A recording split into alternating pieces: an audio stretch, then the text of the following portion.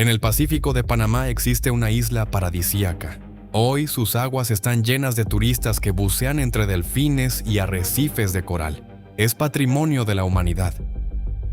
Pero durante 85 años, esta misma isla fue el lugar más temido del país. No tenía muros, no tenía barrotes, no los necesitaba. Sus carceleros eran el mar, los tiburones y una selva de la que era casi imposible escapar. En nuestro primer video contamos una masacre que ocurrió aquí, pero esa fue solo una noche. Hoy vamos a contar cómo funcionaba esta máquina de sufrimiento durante casi un siglo y el secreto más oscuro que todavía esconde bajo su selva. Porque a esta isla llegaron cientos de personas que nunca más volvieron a salir. Bienvenidos a Nudo en la Garganta. Si viste nuestro primer video sobre la masacre de Coiba, ya sabes que esta isla guarda historias terribles. Pero hoy vamos más profundo. Hoy vas a entender por qué, durante generaciones, el solo nombre de Coiba era sinónimo de terror para todo un país. Para entender el horror, primero hay que entender el lugar. Coiba es la isla más grande de Panamá y de toda Centroamérica. Más de 500 kilómetros cuadrados de selva montañosa, en pleno Golfo de Chiriquí, frente a las costas de la provincia de Veraguas. Está a unos 30 kilómetros de tierra firme, separada del continente por un mar abierto y traicionero. Y fue precisamente ese aislamiento lo que la condenó. En 1919, durante el gobierno de Belisario Porras, el Estado panameño instaló en la isla una colonia penal. La idea era enviar allí a los criminales más peligrosos del país, a un lugar del que fuera imposible huir. Pero Coiba no era una cárcel como las demás. No había un gran edificio con celdas y rejas. En lugar de eso, los presos vivían dispersos por toda la isla, en más de 20 campamentos que ellos mismos construían y trabajaban. Campamentos con nombres como La Central, Catibal, Playa Blanca, San Juan o El Machete. ¿Y por qué no escapaban? Si no había muros, porque la isla entera era la prisión. El mar que la rodeaba estaba lleno de tiburones, los ríos tenían cocodrilos, y entre la isla y la libertad había kilómetros de corrientes mortales. La regla no escrita era brutal. De Coiba nadie salía vivo sin permiso. Los pocos que intentaron huir a nado murieron ahogados o devorados. Los guardias lo sabían. Por eso vivían tranquilos en sus puestos, dejando que la naturaleza hiciera el trabajo de carcelero.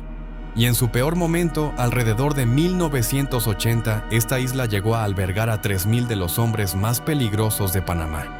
Para los presos de tierra firme, ser enviado a Coiba era una sentencia dentro de la sentencia. En la cárcel modelo, cuando gritaban una sola palabra, empezaba el terror. Esa palabra era la tembladera. La tembladera era el anuncio del traslado a la isla. Lo contó años después un ex recluso llamado Narciso Bastidas. Según él, cuando se escuchaba ese grito, muchos presos pensaban que iban directo a una muerte segura, porque en Coiba podían encontrarse con sus enemigos, aunque otros, dice, lo veían distinto. Para algunos, Coiba significaba una oportunidad, una posibilidad de fuga, una extraña forma de libertad. Pero la vida en la isla era durísima. Los reos trabajaban la tierra de sol a sol, sembrando y criando ganado para alimentarse ellos mismos. A los que cuidaban los cultivos de las bandadas de aves que se robaban las cosechas, los llamaban los cazangueros. Un músico panameño, Rubén Blades, visitó la isla para su tesis de Derecho y quedó tan marcado que escribió una canción sobre ellos, El Cazanguero, que retrata la tristeza de esos hombres, tan lejos de sus familias. Y para los que rompían las reglas, estaban los castigos. El mismo Narciso Bastidas contó que los obligaban a cargar latas de aceite llenas de cascajo, de 5 galones cada una, desde la playa hasta los campamentos más lejanos, a varios kilómetros de distancia. En sus palabras, a veces eran 40 o 50 latas. Era algo brutal. Los golpeaban con mangueras y con palos. Los encerraban en celdas de aislamiento. Y esos eran los castigos comunes, porque cuando llegó la dictadura, el horror de Coiba alcanzó otro nivel.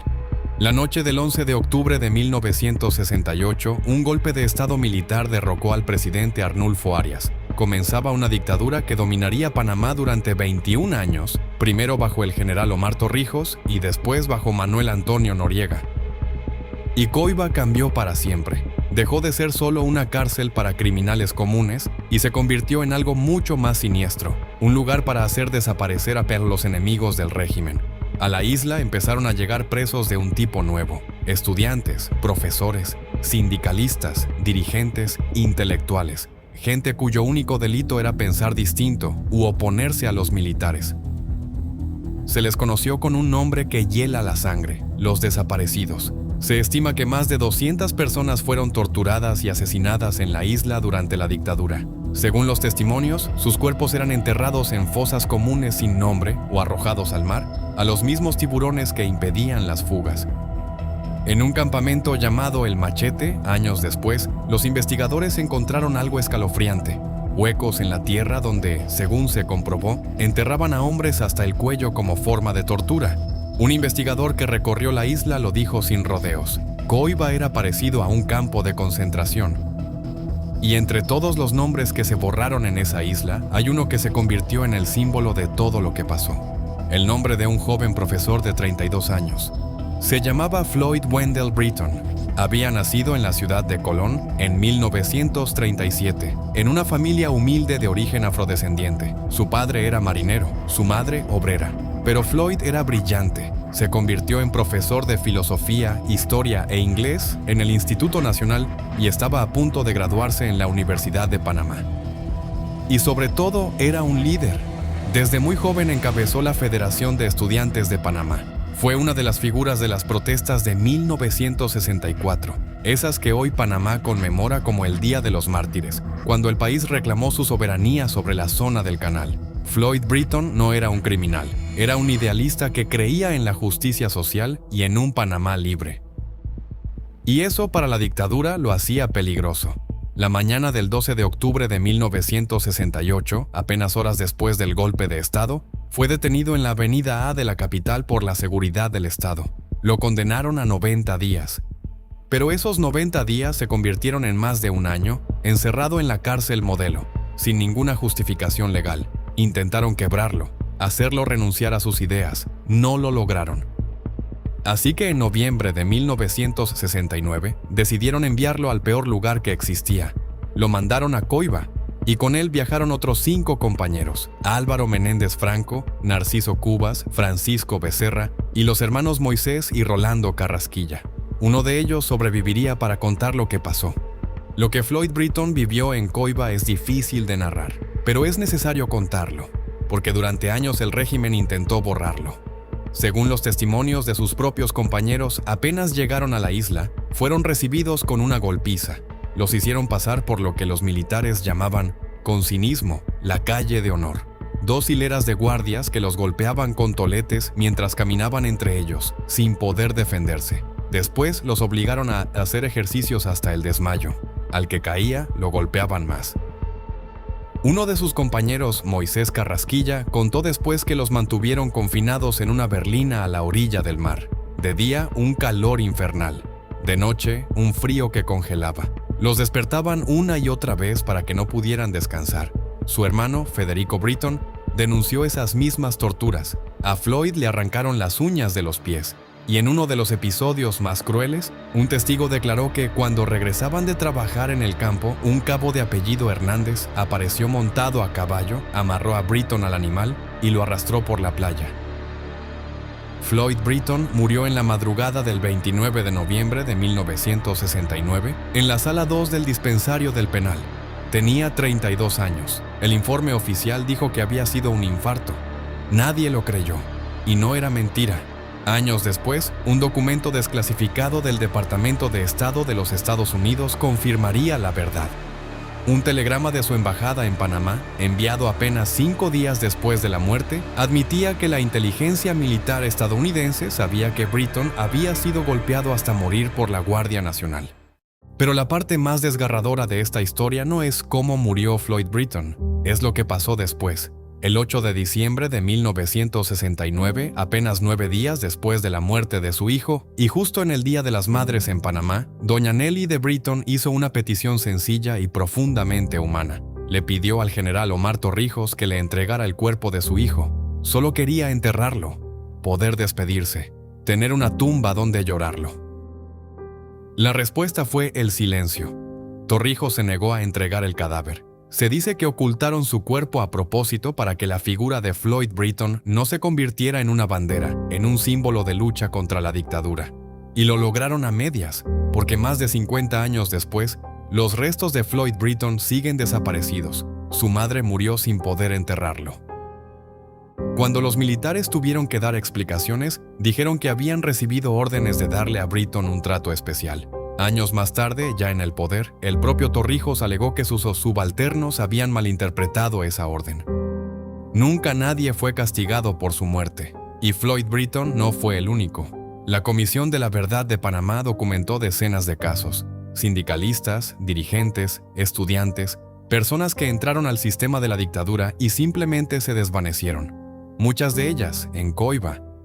La dictadura militar finalmente terminó en 1989 con la caída de Noriega, y el penal de Coiba siguió funcionando unos años más, hasta que en el año 2004, bajo el gobierno de Mireya Moscoso, cerró sus puertas para siempre. Los últimos reos salieron de la isla y con ello se cerró uno de los capítulos más oscuros de la historia de Panamá.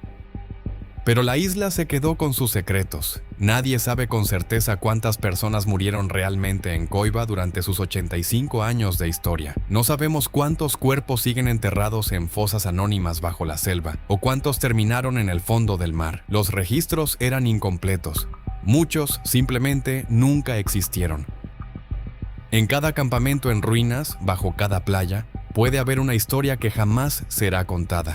Una familia que nunca supo qué pasó con su hijo, su hermano, su padre. Los desaparecidos de Coiba lo siguen estando, y con cada año que pasa, se hace más difícil que la verdad salga a la luz.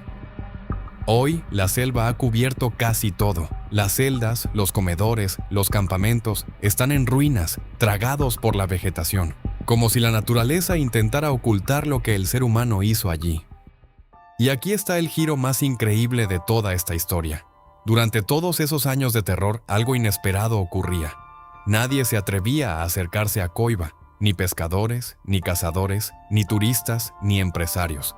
El miedo a la prisión, a los guardias y a los presos, mantuvo a la isla completamente aislada del mundo, congelada en el tiempo. Y mientras adentro se cometían atrocidades, afuera, la naturaleza florecía sin que nadie la tocara. Cuando el penal cerró, los científicos descubrieron algo asombroso. Coiba tenía el bosque tropical mejor conservado de todas las Américas. Más del 80% de la isla estaba completamente virgen. Sus arrecifes eran de los más ricos del Pacífico. En 2005, la UNESCO declaró a Coiba Patrimonio de la Humanidad. Hoy es un santuario ecológico comparado con las Islas Galápagos, uno de los mejores destinos de buceo del planeta. Y esa es la paradoja más amarga de esta historia. La misma crueldad que mató a cientos de personas fue la que preservó este paraíso. Los turistas que hoy toman fotos en esas playas cristalinas muchas veces no saben que caminan sobre uno de los cementerios sin nombre más grandes de Panamá. Hoy Coiba es belleza, pero durante 85 años fue dolor. Detrás de cada arrecife hay una historia de alguien que llegó a esa isla y nunca volvió a casa. Detrás de la postal turística está Floyd Britton, el profesor de 32 años cuyos restos su madre nunca pudo enterrar. Están los desaparecidos, los torturados, los olvidados, los que el mar y la selva se tragaron para siempre. Y quizás por eso contamos estas historias, no para revivir el horror, sino para que esos nombres no se pierdan del todo, para que Floyd Britton y todos los que murieron en el infierno verde sean recordados. Porque mientras alguien los recuerde, no habrán desaparecido por completo. Si esta historia te movió, déjanoslo saber en los comentarios. Suscríbete para seguir rescatando del olvido los casos que marcaron a Panamá. Y recuerda, a veces, los lugares más hermosos guardan los secretos más oscuros. Nos vemos en el próximo caso. Nudo en la garganta.